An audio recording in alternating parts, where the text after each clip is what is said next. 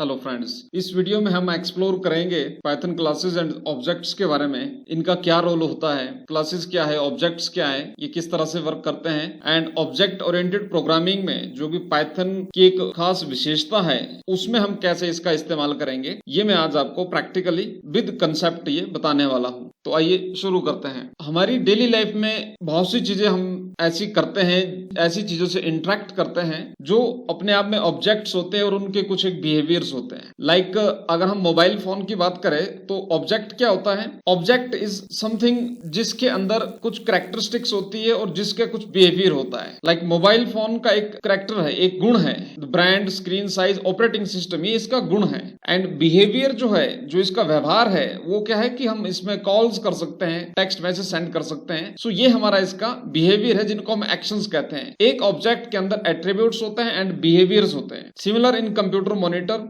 And this is similar in CPU. So object attributes को अगर हमने समझना है तो हमने इस तरह समझ सकते हैं कि जैसे कैरेक्टरिस्टिक्स है, फीचर्स टाइप है, कलर, वेट, ये सारे के सारी चीजें जो है वो ऑब्जेक्ट के एट्रीब्यूट्स में आती है। कोई भी चीज आप ले सकते हैं। वो एक मोबाइल हो सकता है, वो एक कार हो सकता है, वो एक ट्री हो सकती है, वो कुछ भी एक ऐसा ऑब्जेक्ट होता है। तो उस ऑब्जेक्ट के अकॉर्डिंगली प्रोग्राम तैयार करना, उस एग्जैक्ट ऑब्जेक्ट के ओरिएंटली अगर कोड लिखना है तो वो ऑब्जेक्ट ओरिएंटेड प्रोग्रामिंग हम उसको कह सकते हैं as per its name. The second reason to create और use classes in define objects, attribute and behaviour. Why use class to define object, attributes and behaviours? Because class एक concept है जिसके अंदर हम ऑब्जेक्ट्स को डिफाइन करते हैं। इसको और बेहतर समझने के लिए मैं प्रैक्टिकली आपको दिखाऊंगा, लेकिन फिलहाल आप अपने कंप्यूटर में जाइए एंड आप देखिए कि यहाँ पर एक म्यूजिक का फोल्डर बना है। एक म्यूजिक को कैटेगराइज किया। एक कंप्यूटर में लाखों के हिसाब से म्यूजिक हो सकता है। अगर हमने उसको कैटेगराइज करना है तो हम कैसे कैटेगराइज करेंगे? कंप्यूटर के अंदर डॉक्यूमेंट फाइल हो सकती है, बहुत सारा डाटा हो सकता है, लेकिन अगर हमने उसको कैटेगराइज करना है, फॉर एग्जांपल ये ऑपरेटिंग सिस्टम माइक्रोसॉफ्ट विंडोज का है। सो माइक्रोसॉफ्ट विंडोज ने यूजर को क्या दिया है? एक क्लास दिया है। इनकेस यहाँ पर एक म्यूजिक नाम का फोल्डर बन दिया है जो बाय डिफॉल्ट है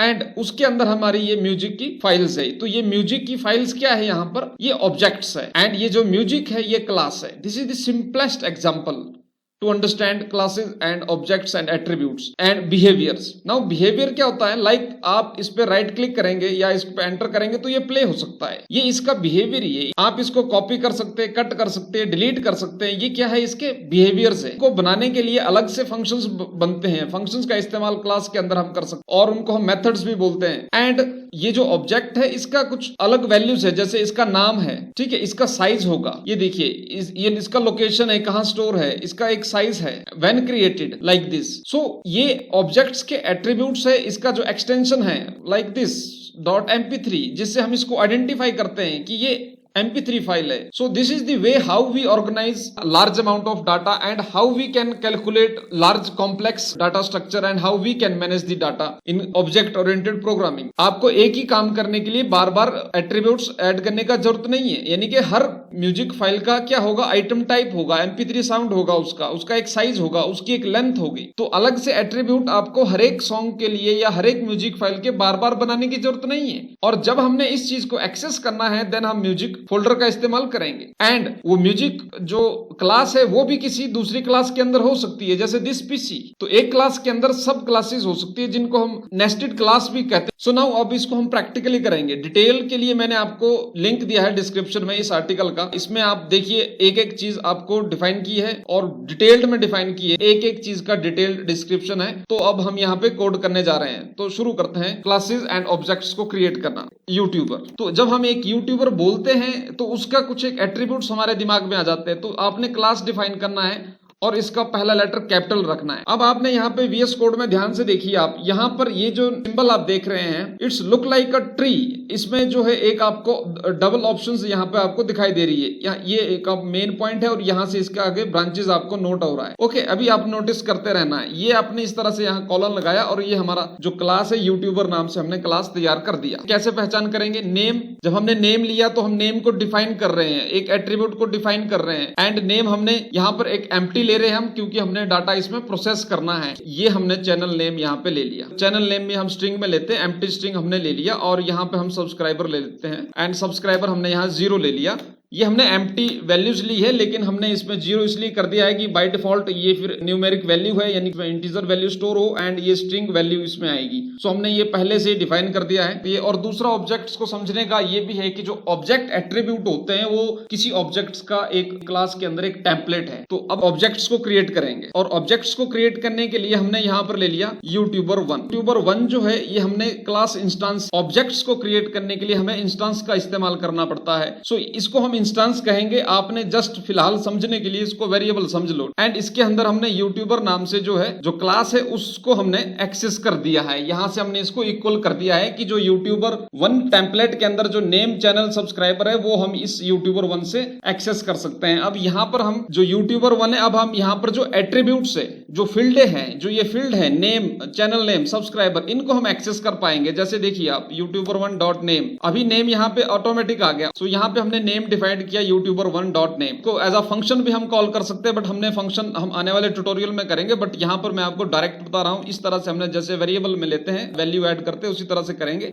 यहां पर टाइप किया प्रिंट यूट्यूबर1 नेम, ये जो ऑब्जेक्ट्स एट्रीब्यूट है उनकी वैल्यूज को हम एक्सेस कर सकते हैं। ये प्रिंट एक इनबिल्ट फंक्शन है, इस फंक्शन का इस्तेमाल करके हम इन्हें एक्सेस कर सकते हैं जो एट्रीब्यूट्स की वैल्यूज है। हमने रन पे किया तो आप देखिए यहाँ पे विजय शर्मा आ गया। अब ना हूं, क्योंकि यूट्यूब एक वेबसाइट है और वहां पे एक यूट्यूबर नहीं है, वहां पे लाखों यूट्यूबर्स है। अब उनको अगर हरेक के ये एट्रीब्यूट्स है, हरेक के ये गुण है, जब हम यूट्यूबर कहते हैं तो सब्सक्राइबर हम देखते हैं, चैनल हमारे माइंड में आता है, नेम हमारे माइंड में आता है। सो अब हम बार बार थोड़ी कैटेगराइज करेंगे। जैसे मैंने कहा म्यूजिक फाइल है, तो एक फोल्डर बना है ना म्यूजिक फाइल का, जो म्यूजिक फाइल है वो हमारे ऑब्जेक्ट्स है कि जो एट्रीब्यूट्स होते हैं उनको आप प्रॉपर्टीज भी कह सकते हैं, लाइक दैट। तो ये हमने क्रिएट किया। अब बेनिफिट क्या है, अभी देखिए यूट्यूबर2 जब हम क्रिएट करेंगे, लेट्स सी, ये हमने दूसरा इंस्टेंस लिया एंड क्लास इंस्टेंस का इस्तेमाल किया एंड हमने यहां पर क्या करना है, फिर यही क्लास हमने इस्तेमाल करनी है यूट्यूबर1 वाली, यानी कि जो टेम्पलेट हमारे पास यहाँ बना है वही हमने इस्तेमाल करना है। और इसके लिए हमें बार बार से ये चीज डिफाइन नहीं करनी पड़ेगी हर एक यूट्यूबर के लिए। तो that's the benefit, not to do repetitive task, जो बार बार चीजें हो रही है उनको रिपीट नहीं करना है। सो यूट्यूबर2 का भी हम इसी तरह से ले लेते हैं जैसे हमने ये लिया है, और यहाँ पे हम कोई और नाम ले लेते हैं एमिली, एंड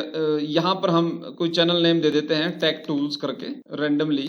यहाँ पर हम दोबारा से यूट्यूबर2, यानी कि वही टेम्पलेट यूज हो रहा है, देखिए वही चैनल नेम यूज हुआ और वही ये सारी चीजें, और बार बार से नहीं करना पड़ेगा, हमने सिर्फ वैल्यू ऐड करनी है एट्रीब्यूट्स के लिए एंड दैट्स इट। यूट्यूबर2 आपने यहाँ पे करना है, दैट्स इट। और ये हमारा जो है सेकंड ऑब्जेक्ट एट्रीब्यूट्स की जो वैल्यू है वो हमने ऐड कर दी है। एंड नाउ अब हम यहाँ पर दोबारा से सिमिलर हम इसको भी प्रिंट कर सकते हैं, और हम देखिए यहाँ इसको प्रिंट करते हैं यूट्यूबर2 डॉट नेम, हमने एक्सेस करना है, नेम फील्ड को एक्सेस करना है, तो हमने नेम लिया है, नेम आर बोथ, ओके। सो हमने इनको एक्सेस कर दिया एंड रन करते हैं हम कोड को, तो देखिए यहाँ पर आ गया Vijay Sharma and Emily are both friends. So now हमने क्या किया है कि हमने दो जो ऑब्जेक्ट्स है का जो सम्मिश्रण हमने कर दिया, उनको हमने एक्सेस कर दिया। आप और चीजें भी कर सकते हैं, जैसे मान लीजिए हमने एक वेरिएबल ले लिया और उसके अंदर हम जो है टोटल सब्सक्राइबर हम ले लेते कि हमने बोथ का अगर सब्सक्राइबर को कैलकुलेट करना है कि कितने सब्सक्राइबर टोटल है, तो हमने क्या करना है, यूट्यूबर1 एंड यूट्यूबर2 को हमने प्लस कर देना है, that's very simple, and they both have total subscriber, और ये हमने करली ब्रैकेट्स लिए और यहाँ पे हमने टोटल सब्सक्राइबर वैल्यूज को एक्सेस हम ये कर सकते हैं। 1 मिनट पर यूट्यूब1 का जो सब्सक्राइबर बेस है प्लस यूट्यूबर2 का जो सब्सक्राइबर बेस है वो हमने लेना पड़ेगा, नहीं तो हमें एरर दिखाएगा, ये उसको ये कैलकुलेट नहीं करेगा। एंड अब हम रन करते हैं हमारा कोड, तो आप देखिए टोटल सब्सक्राइबर आ गया 30,000। तो this is the way how you can create classes and objects. Object oriented programming is the way to create program based on objects, जैसा आपने लेना है या जैसा आपने रिप्रेजेंट करना है। और अगर एक जैसे ऑब्जेक्ट्स हो तो हम उसके लिए क्लास बना देते हैं। जैसे अगर एक सारी फाइलें, सभी फाइल्स अगर म्यूजिक की फाइल है तो हम एक म्यूजिक का फोल्डर बनाएंगे और उसके अंदर इनको डाल देंगे। अब अगर सभी म्यूजिक का वर्क ये है प्ले करना है तो मैं सभी को सिलेक्ट कर सकता हूं, मेरे पास ये एक्सेस है एंड देन हम प्ले कर सकते हैं इनको। So this is the way how you can create classes and objects. That's it for today. और इस लिंक पे जाके आप डिटेल्स को आप जरूर पढ़ें और आपके बहुत सारे कंसेप्ट जो है क्लासेस एंड ऑब्जेक्ट्स के क्लियर हो पाएंगे।